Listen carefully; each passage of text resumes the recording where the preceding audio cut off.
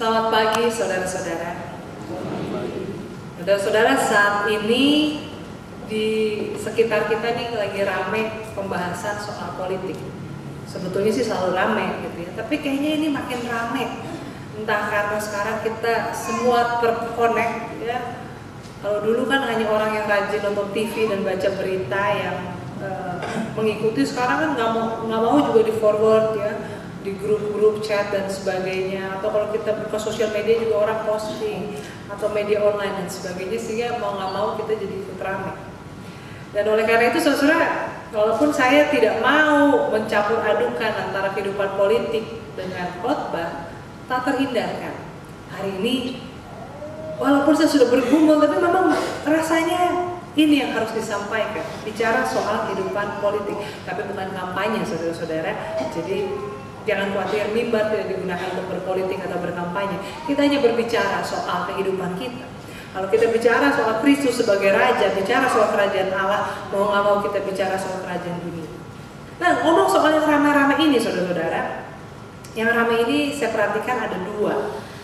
Ramainya yang bikin orang nggak terlalu happy.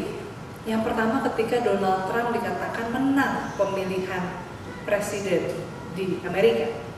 Walaupun gak ada urusan langsung sama kita bukan orang Amerika dan jauh juga letaknya, tapi sedikit banyak kita ikut merasa. Bahkan sebetulnya mungkin karena negara Amerika adalah negara superpower adidaya, maka ini juga mempengaruhi orang-orang di seluruh dunia. Saya tahu Donald Trump itu menang bukan dari siapa-siapa, bukan dari koran atau apa, tapi teman saya dari Belanda. Dia mengirimkan pesan terus-menerus, memantau. Dia bilang, oh ini kayaknya election kali ini yang menang Donald Trump. Dia bahkan kasih linknya untuk memantau langsung. Tentu saya lagi mimpin retret tanggal 4 November. Saudara, bukan tanggal 4 November. Pokoknya waktu itu saya nggak ada di tempat dan dikirimin seperti itu. Teman saya orang kulit putih.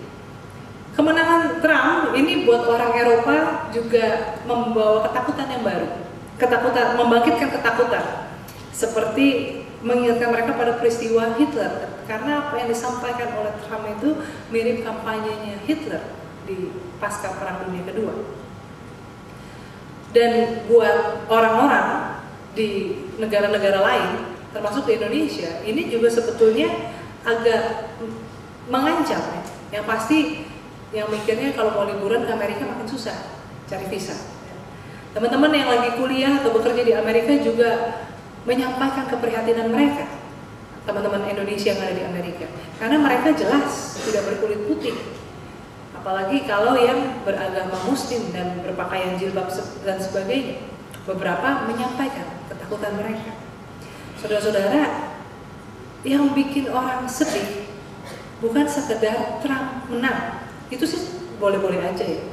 Tapi sebetulnya yang bikin orang sedih adalah bahwa ternyata banyak yang memilih.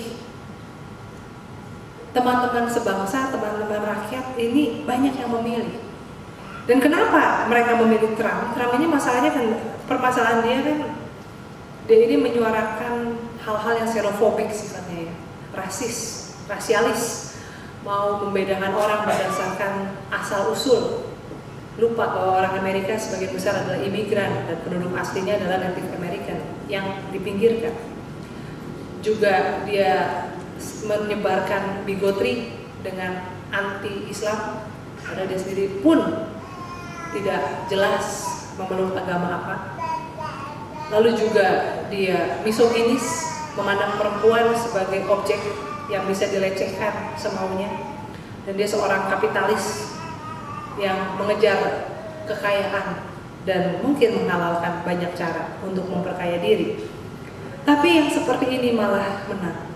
Saudara-saudara, orang seperti ini mungkin banyak. Orang yang rasis, orang yang misoginis. Orang yang misoginis itu artinya pembenci perempuan ya, melecehkan perempuan, merendahkan perempuan. Orang yang anti perbedaan, orang yang serakah kapitalis, mungkin banyak. Bahkan mungkin ada di antara kita. Tapi yang menyedihkan adalah bahwa dia menang terpilih. Dan yang lebih menyedihkan lagi adalah banyak kan orang yang memilih adalah orang-orang Kristen. Orang-orang yang endorse disemangati oleh gereja bahwa inilah yang harus dipilih. Saudara-saudara, ini membuat orang jadi galau. Apa yang terjadi? Di mana peran agama? Dan yang lebih menyedihkan lagi kemudian terjadi di tengah bangsa kita sendiri. Ada seorang pelayan masyarakat, pejabat, yang rasanya kerjanya cukup baik, jujur, tidak korupsi, terbuka, peduli terhadap rakyat kecil, walaupun punya kelemahan, kalau ngomong suka membuat orang jadi kaget. Walaupun kebijakannya beberapa juga ditentang, misalnya relokasi penduduk pinggir kali ke rumah susun, tetapi rasanya membawa harapan.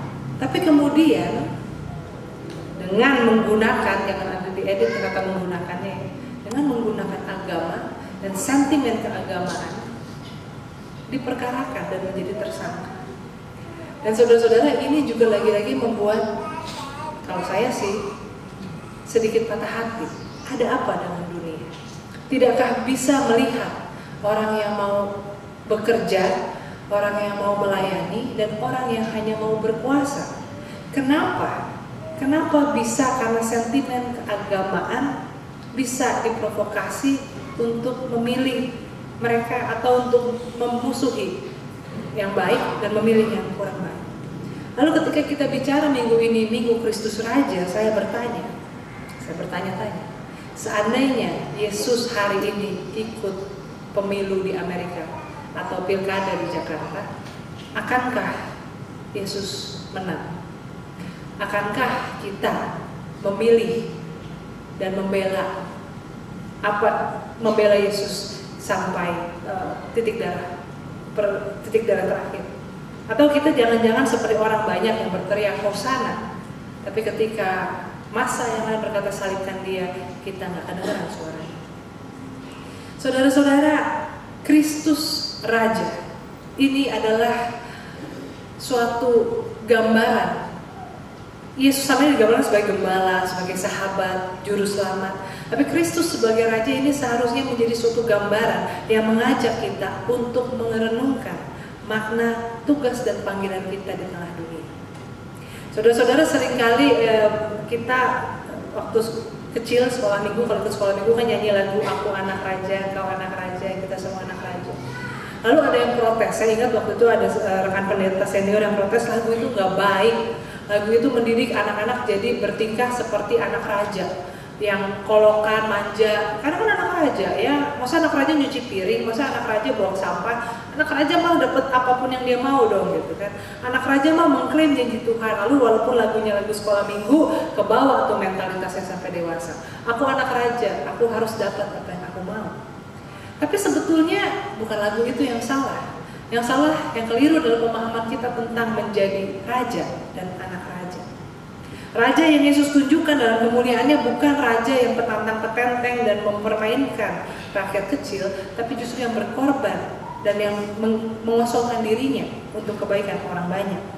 Maka kita merenungkan Kristus yang adalah Raja, dan kita sebagai anak Raja adalah orang-orang yang mau hidup menjadi teladan dan bertanggung jawab. Nah saudara-saudara, seperti apakah Kristus sebagai Raja? Ada 5 poin yang mau saya ajak kita renungkan tentang kemaharajaan Kristus. Maka kalau kita merenungkan 5 hal ini, kalau kita bicara hidupku, tujuan hidupku adalah untuk memuliakan Tuhan, muliakanlah Tuhan yang adalah Raja bagi hidup kita, dengan merenungkan 5 poin ini. Yang pertama, saudara-saudara, salib adalah tahta Kristus. Minggu ini bicara Kristus sebagai Raja. Bacaan Injilnya adalah kisah Yesus disalibkan. Bukankah ada kisah Yesus dimuliakan di atas gunung? Bukankah ada kisah Yesus diarak dan diserukan Hosana? Bukankah ada cerita Yesus diurapi dengan minyak yang sangat mahal? Kenapa Minggu Kristus Raja kita membaca kisah Yesus disalibkan? Mengapa salib yang menjadi tahta Kristus? Saudara-saudara, saya suka nonton film Game of Thrones ya. Di Game of Thrones itu tentang perebutan kekuasaan. yang sangat berdarah-darah. Dan singgasana raja di King's Landing itu dibuat dari pedang-pedang musuh yang sudah dibunuh, pedangnya diambil lalu ditempa menjadi tempat duduk singgasana raja. Supaya apa? Supaya orang ketika melihat takut, ngeri, dan gak berani macam-macam. Karena bisa jadi nasibnya akan berakhir. Ya, pedangnya diambil dan ditempa menjadi singgasana raja. Dan semakin banyak pedangnya kan rajanya baru semakin berkuasa.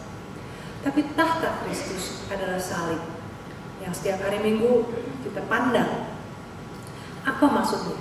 Saudara-saudara, menjadi raja bagi Kristus bukanlah soal keperkasaan, kemenangan, kegagahan, atau penumpasan musuh.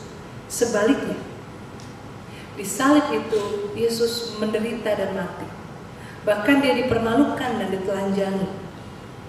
Ada pengosongan diri yang sangat. Ada pengorbanan bagi keselamatan orang banyak. Yang seringkali ketika orang berkuasa, dia mengorbankan orang banyak untuk egonya, untuk kebanggaan. Ada berapa banyak pemimpin yang menyebabkan perang, pertumpahan darah, bahkan perang saudara karena egonya, ya, berhadapan dengan musuh politiknya, tidak suka, lalu oke, kita perang, siapa yang berkorban, siapa yang harus mati? Rakyat jelata. Atau pemimpin yang oke, silakan embargo ekonomi, biarin rakyat kelaparan, yang penting kita punya pride. Ya, itu tidak mengapa juga dalam politik, saya tidak bicara soal benar salah. Tapi di sini seringkali yang namanya pemimpin, penguasa, entah itu raja atau bos di perusahaan atau bahkan kadang-kadang orang tua, suami atau istri sebagai kepala keluarga yang kadang-kadang bersikap mementingkan egonya daripada memikirkan kebaikan orang-orang yang ada di bawah pimpinannya. Tapi kepemimpinan Kristus, pemerintahan Kristus, Kristus sebagai raja adalah dia yang mengosongkan dirinya, mengorbankan kepentingannya, bahkan menyerahkan nyawanya supaya orang banyak diselamatkan. Maka di sini kita belajar, kalau kita bicara hidupku untuk memuliakan Tuhan, kita belajar untuk mengosongkan diri, belajar untuk mengalah, belajar untuk tidak mementingkan diri sendiri. Maka salib itu tidak menjadi menakutkan, walaupun di situ adalah lambang siksaan dan kehinaan. Tapi salib itu menjadi ajakan untuk kita mendekat, ya, disalib di bawah kaki salib Kristus. Kita boleh menanggalkan beban kita mendapat pemulihan. Tahta Kristus sebagai raja bukan tahta yang menakutkan, mengancam, tapi justru yang memulihkan. Siapapun, pendosa yang paling kelam sekalipun, bisa dan boleh datang menang. Ini yang pertama, tahtanya adalah salib. Kemenangannya adalah pengorbanan. Yang kedua, saudara-saudara, ketika ia disalibkan, bertubi-tubi hinaan, caci maki ia dengar. Dan semuanya itu menantang, sekali lagi menantang ego ya. Buktikan dirimu. Kalau engkau memang benar adalah Mesias, kalau engkau adalah Allah, kalau engkau adalah anak raja, turun dari salib itu.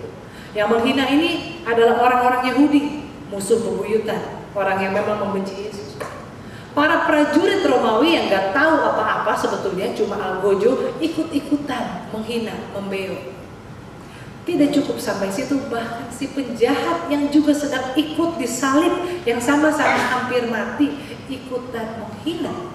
Kalau engkau adalah Mesias, turun, selamatkanlah dirimu dan juga kami. Saudara-saudara, Kristus, Yesus tidak terpancing oleh hinaan. Ia juga tidak mencari pujian. Dan di sini kita melihat keberadaan Kristus sebagai raja. Kepemimpinannya adalah kepemimpinan yang punya integritas.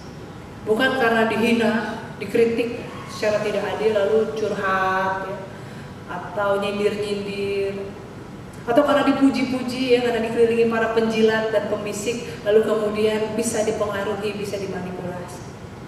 Ada banyak pemimpin yang seperti itu. Pemimpin yang harus selalu dipuji, kalau dikritik langsung marah, langsung ngambek. Nggak ada yang kritik, baperan sendiri ya, konferensi pers menjelaskan itu, orang nggak ada yang nanya, menjelaskan sendiri. Ada yang seperti itu. Tapi saudara-saudara, Kristus menunjukkan pujian atau hinaan tidak mempengaruhi apa yang menjadi panggilan. Dia tahu apa yang harus dia lakukan, dia harus mati di kayu salib bagi keselamatan dunia. Dia tidak, ya bisa aja kalau